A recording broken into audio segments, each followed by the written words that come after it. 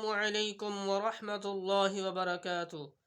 मेरे मोहतरम भाइयों दोस्तों, आज आपको उल्फत और मोहब्बत पैदा करने का बेहतरीन कुरानी वजीफ़ा बताना है कि आपस में मोहब्बत और उल्फत पैदा करने का बेहतरीन कुरानी वजीफ़ा क्या है।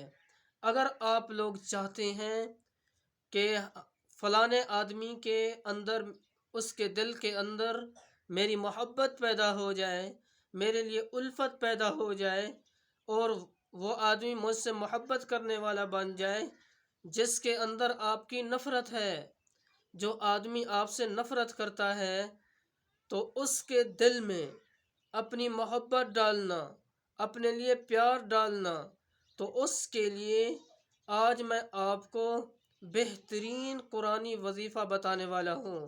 और वीडियो को आपने मुकम्मल देखना है, मुकम्मल, और फिर देखने के बाद इसे आगे भी शेयर करना है।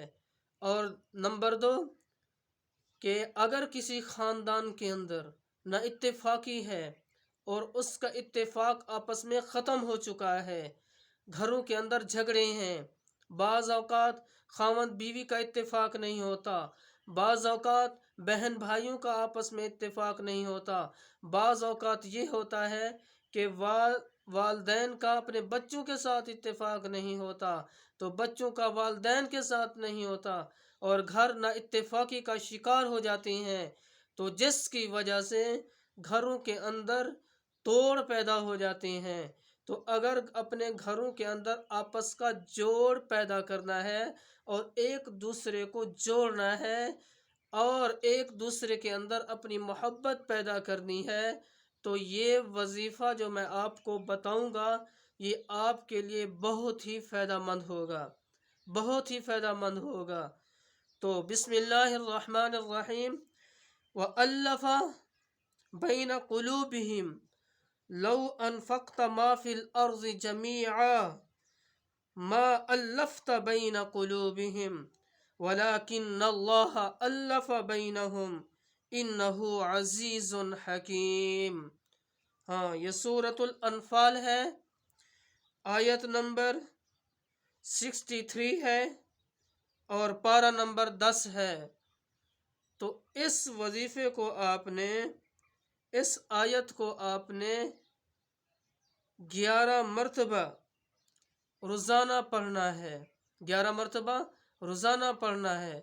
तब तक इस अमल को आपने जारी रखना है जब तक आपका आपस में इत्तेफाक ना हो जाए और जिस आदमी के दिल के अंदर आप अपनी मोहब्बत डालना चाहते हैं और वो आपसे मोहब्बत करने वाला ना बन जाए, उसके दिल से आपकी नफ़रत ख़त्म ना हो जाए, तब तक आपने इस वजीफ़े को करना है।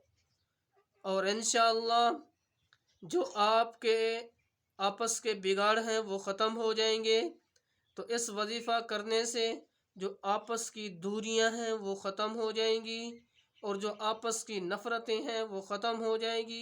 बहन भाई का आपस में ना इत्तेफाक होगा तो इत्तेफाक हो जाएगा, और बाप बेटे का ना इत्तेफाकी होगी तो उसका इत्तेफाक हो जाएगा।